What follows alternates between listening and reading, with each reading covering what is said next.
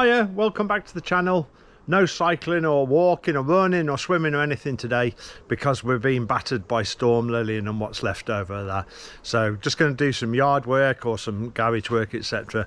Over the last few weeks I've been doing quite a bit of cycling, taking my bike with me in the car, and I've got this old Peugeot hatchback car which I absolutely love, you know, 2007 it is. And I've been having to push the seats down, get my bike in the back, etc. And then Cheryl wants to take her bike. The other day I went with Lily and I had to push the seats down. I had to double the bikes up and put a blanket in between, and none of that's ideal. So I've been looking around for a bike rack. I used to have one like this that fitted on the back of the car, on the back window, but I never really liked it. And to be honest, you know, I was always worried the back window would come stoving in. And then I also I've been looking at the ones that fit on a tow bar, so they're quite good, but whatever you have, you've got to get yourself a set of lights as well. So I was looking at this one, which is about £80, the Thor one. You can also get an eBay version for like £30, but the reviews of them are not brilliant, and they say the arms are not the right length, etc. And then you can push right out to these ones here, which are like, these are like 250, 270, 280, £300 versions. So I thought, I fancy something. And then on Facebook Marketplace I saw this one, and you can see the pictures of it. Not took the best pictures in the world, which is always good if you know what you're looking for and you're the buyer. And I managed to pick this up for 10 quid, and here it is back in my yard. So there we go, look at that. So that is a 4 bike carrier bike rack. It's made by Pendle Racks, as you can see there, and these are actually, there's a cat, and these are actually the new Pendle ones. You can see here are retailing at like 400 odd pounds. This one here was probably a couple of £100 at least when it was new. So the newer ones are alloy, but you can see this one's steel, so it's a slightly older one, but it's already got the lights built in. You know, it's got the tow bar hitch here. There's the Pendle Racks motif. Got the tow bar hitch there, etc. So what I'm going to do for a tenner is I'm going to get this, refurbish it a little bit, just to take the bits off, make it into a 2 bike one, and at the same time I'm going to refurbish this tow bar, because the tow bar, you can see, is a bit rusty. And I'm also going to do something about the electrics for the tow bar. Tow bar electrics work fine and everything on a trailer, but I've got this bizarre red wire that you have to plug into the cigarette lighter to actually power up the electrics for the tow bar, and I'm not sure what that's all about either. It might be because on the back of this car it had some parking sensors, some aftermarket ones once upon a time, which I just don't bother with. So we'll do that, and we'll smarten it up. I've got some paint, got some red paint, black paint, primer. I even busted out 9 quid on a new number plate for it. And the idea is that we're going to paint it up, maybe 2-tone. I'm thinking 2-tone, that's why I've got the red paint, red and black on the arms, etc., 2 different colours. And then with this, because there's so many bits sticking up in the air, look, this bit's loose, that bit's loose, they all adjust from underneath, and you can see underneath here where you can take the different bits off and on, and you can take the lights off and on. So what I'm going to do is I'm going to take it all apart now. The very first thing is it's all coming apart now. It's going to get a really good wash, and then we'll see what we're left with. We'll take all these nuts and bolts out, etc., and when we actually come to put it back together, we'll only put 2 of these on anyway. Right, first thing, let's get it all stripped down then.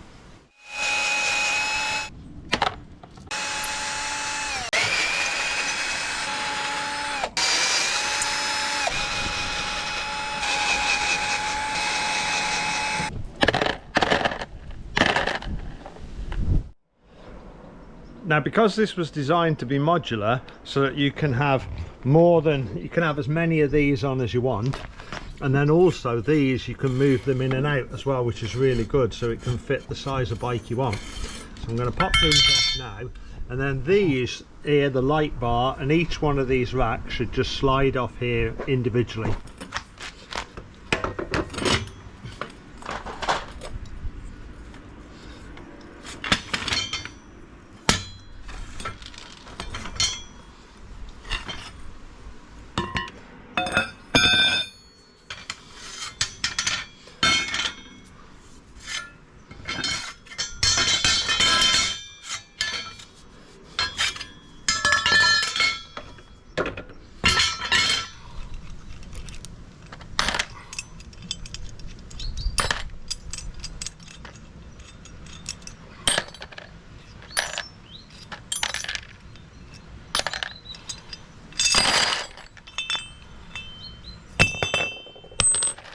Right, now to give it all a good bath. Give it all a good wash off now, and then we'll be able to see what we're left with. Looks really good, even though all the bits look all over the place at the moment. Actually, you know, there's got to be 10 quid's worth of scrap metal there.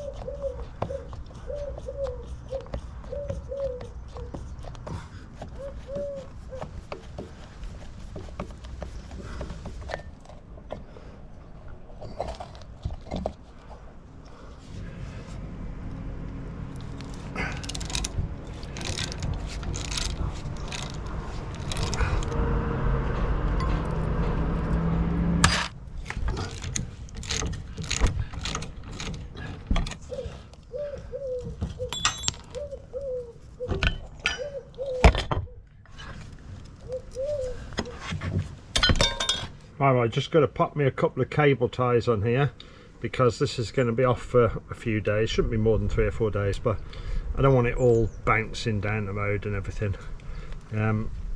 Just need to hold it in position whilst I paint the other bits, and that'll be fine like that.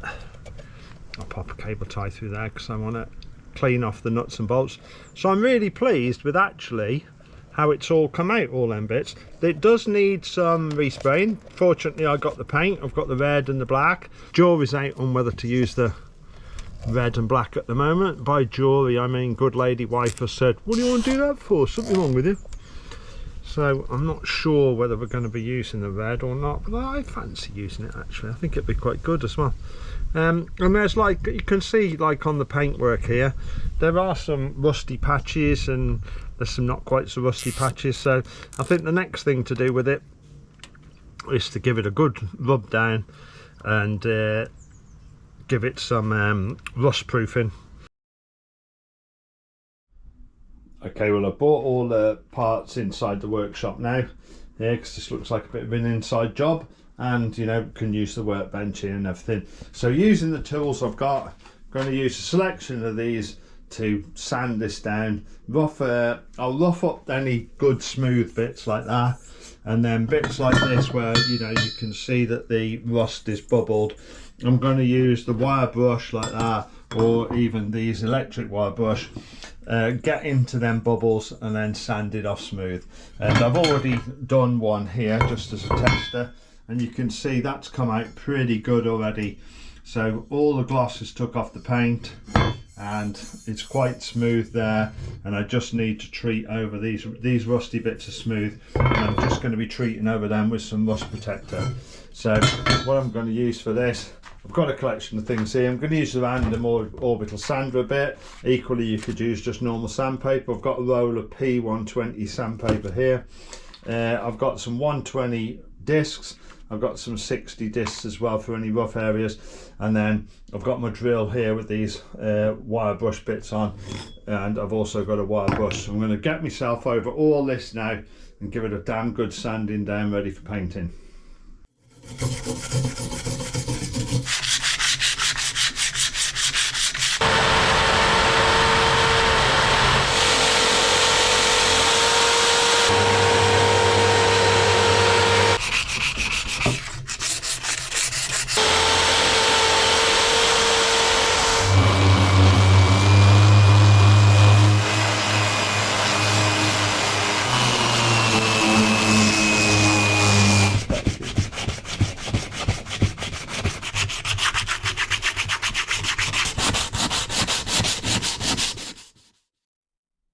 Well, there you go. Looks like a pile of scrap metal again. It's not too bad though. It's all sanded up really, really well. I'm really pleased with this, and you'll see it shortly, you know, when we've finished it. So I've got this Hammerite Q Rust here, and the idea is that you paint this on to all the places like this here where it's quite rusty. You paint it on there, and then it converts that into a metal again, or takes the oxidization out of it or something like that, and it makes it black again. So I'm going to go over this now, all this pile here. You can see there's a few little patches of rust. There's a few quite deep patches there, but then other pieces, you know, like some of these here, they've hardly got any rust on them at all. So I'm going to go over this now and give it a little coat of Q Rust here with this brush, and then I'm going to give it any last fine fettling with a little bit of sandpaper, and then we'll get it all sprayed up.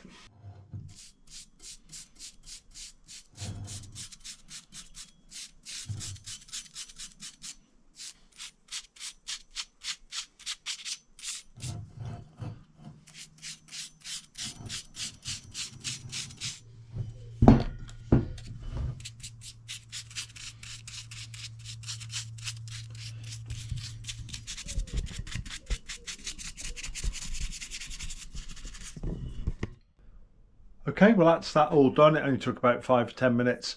If you ever do use this Hammerite Q Rust, I just use this bit of a brush here.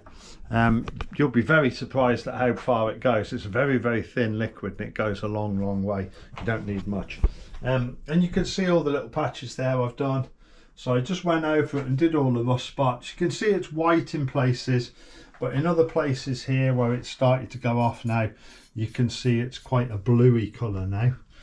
So that's me done that. Whilst I was rubbing down as well, I've rubbed down these 2 bars here because look, you can see the galvanised bits were worn off here where a bike's wheel or something's been against it, and they were worn off here as well, and that doesn't look so good. It's got a bit of galvanised rust in it. So I've managed to find myself a tin of spray paint I had here anyway, some gloss silver, so I'm going to use that as well and do that bit silver. But you can see this stuff goes off, it starts off white, goes a little bit bluey like that, and then I'm going to leave it overnight now because it's 8 o'clock at night, and it'll all dry off, and by morning we should just be able to come along, and if we need to fettle it a little bit, we'll just give it a tiny bit more sandpaper just to fettle it a little bit, and then we'll try and get some red primer on this, and hopefully some paint as well. I was chatting with my lad about this, about whether to paint these bits red or that bit red and that bit black. Then we're going to go with silver, black in the middle, and then he had quite a good idea, which was to just paint these bar bits here red. So let's see how it brings it all out. I'm really looking forward to it. And the other thing I noticed as well last night on eBay, and I'll show you the pictures of this now, these sell for an absolute fortune. There's one of these with nothing done to it for £200 on eBay now. There's another one for £70 waiting for bids, and there's one without, it doesn't even have this bracket here that's missing, that's £50 with even that bit missing. So, you know, my £10 I spent on this is looking, you know, quite like I might get quite a return on that if I ever want to sell it. Clearly I want to use it for my own bikes. But yeah, let's come back in the morning, give this a little fettle, and let's get some paint on it in the sunshine tomorrow. Okay, well there we go. Next morning, everything's turned black. All the little bits of rust are all like converted back, or whatever happens to them. There we go. And they just feel, just 1 or 2 areas that are a little bit rough, so I'm just going to give these a little just make sure they're properly smooth, and just give them a little key in before we spray them. Okay, well that's them all done. I've just roughened the surfaces back up just to give them a key. Look, you can see the shines pretty much took off them there. And I've just taped up the ball there because I don't want paint to get on that. These are the 2 little rubber arms, and they were the 2 reflectors, and they've got pop rivets in them, so I just thought I'd just leave them in because I don't have a pop rivet gun anyway. So now I'm just going to give them all a quick wipe over with some white spirit, and then we'll be ready for some paint on them.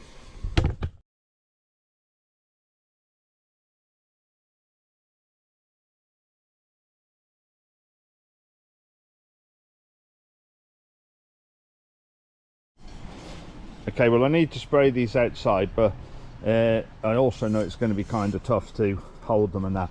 So what I've done is press my trusty old £10 Black & Decker Workmate here into, look at that, it's even got the Black & Decker logos. Push that, press that into service, put a few pipes. I've trapped these 4 old plumbing pipes in there, and then what I'm going to do is just put these, each one of them pop that into there.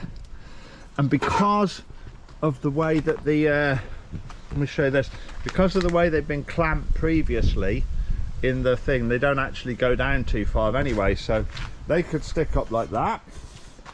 Put all 4 on.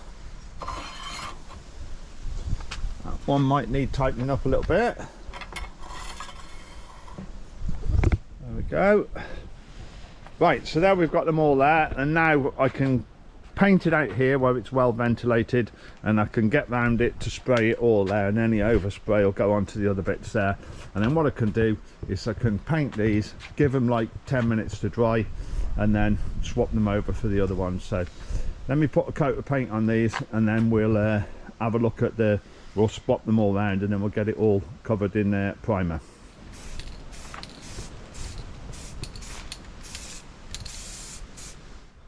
It's a tiny bit too windy outside, so I've had to move just inside the door here now, which is much better. There you go. So we've got them 8 there have already been sprayed up with a bit of red primer. These here are done. Now just wait for them to dry now, and then we can just do the last few bits, and we'll get some top coat on.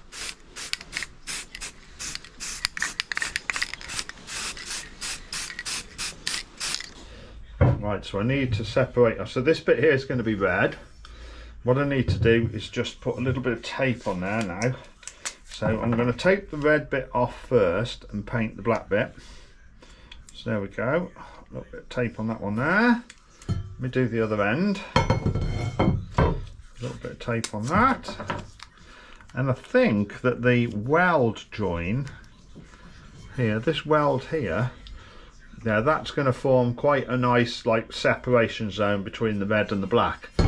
So what I need to do now is just pop myself a little bit of newspaper around the top of here now.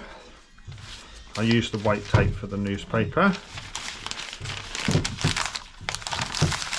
Just screw that round in there a little bit and separate it off. And I think what I'm going to do is I'm going to paint one of these first and see what it turns out like, because I don't want to waste a whole tin of paint if it looks absolutely rubbish. I can't see why it will, but you know, that's better to be safe than sorry.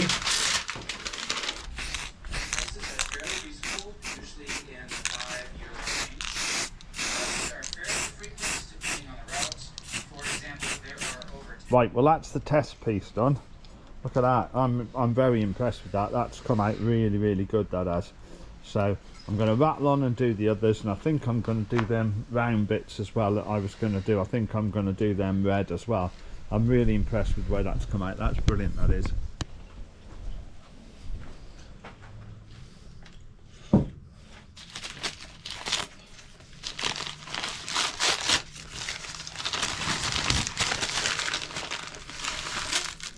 Right, well that's the paper off them. I know they're going to sit upside down like that, but do you know what? They look absolutely bobby. I'm really pleased with them. They're really good.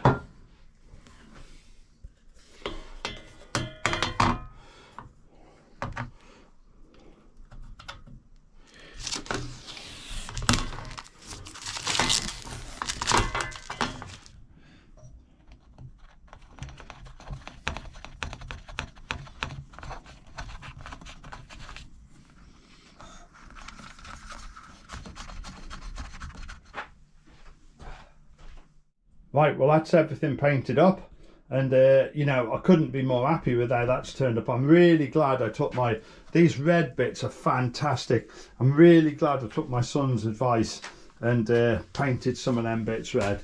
That looks absolutely superb, doesn't it? I really, really like that compared to what it looked like in the field when the guy took the pictures. So the next thing tomorrow is we'll get this put together when the paint's all dried a little bit, and also we've got to do that tow bar. So we've got to smarten the tow bar up and give that a little lick of paint, and we've got to sort out them electrics, and then we should be good to go. Right, well now we've got the bike rack done, let's tackle this tow bar, and let's just get this all spruced up a little bit. So if you remember, I just put these clips on just so I could drive around in it over the last couple of days.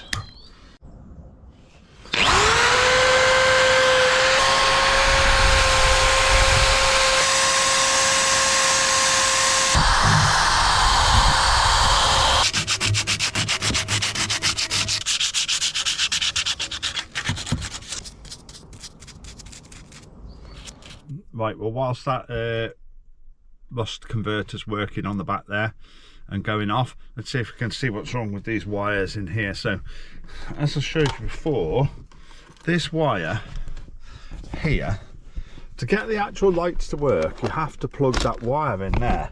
So what is that light doing, and why is there two wires going into one? Bit bizarre. Let's have a look underneath I think the first thing is to have a look underneath this tape and see what's underneath there.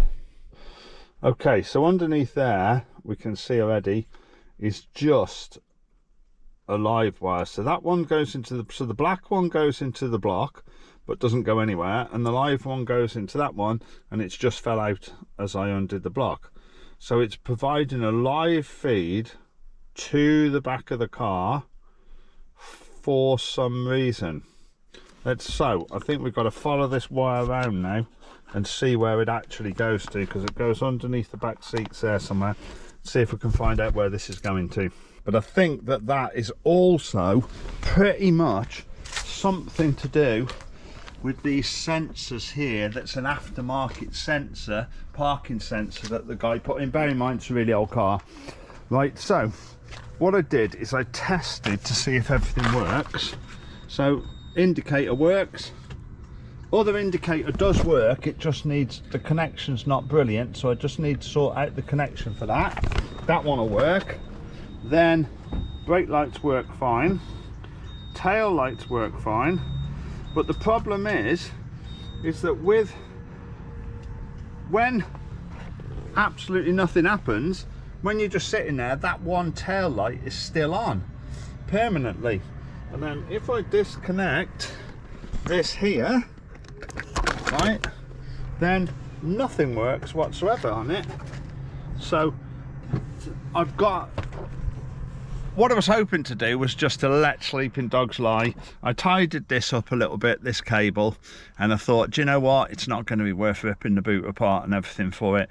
But do you know what, I think I'm going to have to do that, because I had a spare light board in the garage and I've just put the spare light board in, and with the spare light board also the one light comes on, so I'm gonna have to sort it out. It's not right anyway, so let's get the trim off in the back and see what's going on. Right, well, I reckon to do that we're definitely gonna have to get the parcel shelf out. I can go and live there, and I think we're gonna have to get this little thing there out. That's it. Right, I don't see any wires here. Ah, now there's wires. I can see all wires behind here. Right, I'm gonna take this plastic panel out here and have a look what's going on behind here. Right, well, this wire here is something to do with it, because it's the same sort of wire that goes to the front, and when you take that fuse out there, the lights go off. So that's something to do with it. Ah, now that box doesn't look to me like that box lived there always. Right, let's get this wheel out. Let's get that box off. So after about an hour and a half, I figured out what's going on here now. So that unit does power up the system, right? And because this has got one of them systems on it where, you know, it flashes up on the dashboard if your light goes wrong or something, or you need a side light bulb or something. So with this, you do need this box, and I've done a bit of research on the internet, and this box here effectively bypasses that faulty bulb thing, and also stops it earthing out all wrong and things like that. So I've actually got it working, but one of the tail lights on down there was on all the while, and I think that's because it's an aftermarket thing and it's not quite right and everything. So the left hand one was coming on all the while, so all I've done is put the left and right hand side wires on the output side into the same one, so that the two tail light bulbs, the tail lights work, they just come out of the one socket instead of the other. Now all I've got to do now is either decide whether to just keep that red wire, which I think I will just keep that, because this system needs powering up. So you can see going in there, it needs a 12 volt in and a DC under earth.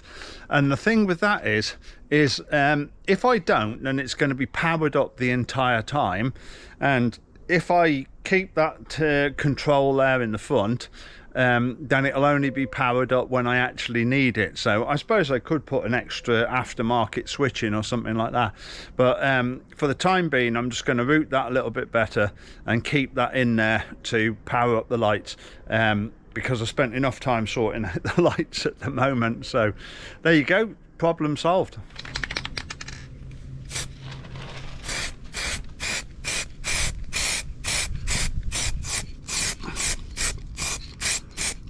Right, well that's the tow bar done. It's come out really well as well.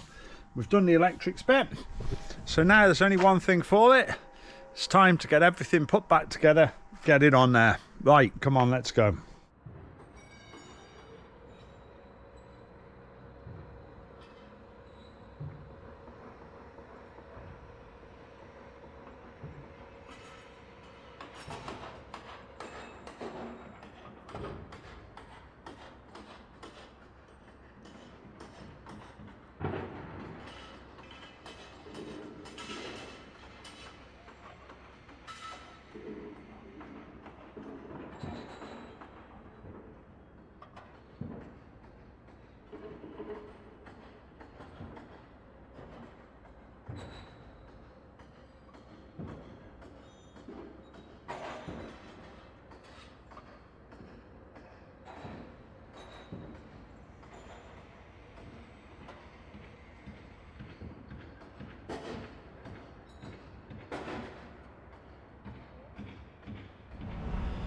So that's taken about 10 hours, maybe 12 hours in time, and £20 worth of paint. And look at that for the end result. How smart is that? Look at that. So you can get 4 bikes on it. These adjust backwards and forwards there anyway, so you can adjust them wherever you want them. And then these pull in and out for different size bikes. And then these are the bars to hold the bikes up with. We're going to just have 2 on it, so I'm just put these 4 on now just to show what it could look like. And I guess you could put this one on facing the other way if you wanted to make a bit more space, etc. But that's what it looks like. How about that? There you go. I suppose the one last test is to test the light, shall we? I'm slightly concerned about how far it hangs over, like. I mean, that does hang over a lot. No wonder you need a set of its own lights on it. We'll see what it looks like in a minute with 2 bikes on it. So, any lights working, friend? Indicator works. Other side. Nice. Brake lights. Nice. Side lights. And then the check of every trailer is put the indicator on with everything and the brake lights. Look at that. So a test of any trailer is if all the lights come on and they don't flash when you put the indicators on, that's it. I'm really pleased with that. That has come out as well as anyone could expect that to have come out. Okay, well that's it loaded up now then with the 2 bikes. So we've got the wife's electric bike on the front here, Ches's, and we've got my normal bike there. And then you can see there's a reasonable gap there. I'm happy with that though. It hangs over the back a bit. Yeah, it does a little bit. That seems all right. Though it all seems fairly all right, to be honest with you now. I'm quite happy with it, to be quite honest with you. It looks all right, to be honest.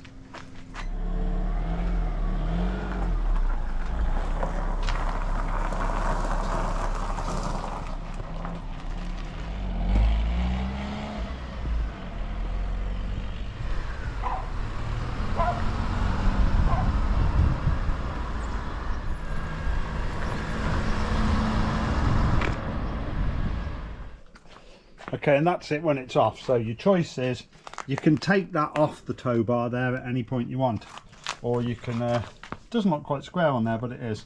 You can take that off at any point you want, and then you just pop them 2 things back down in there and put the pin through and you've got it.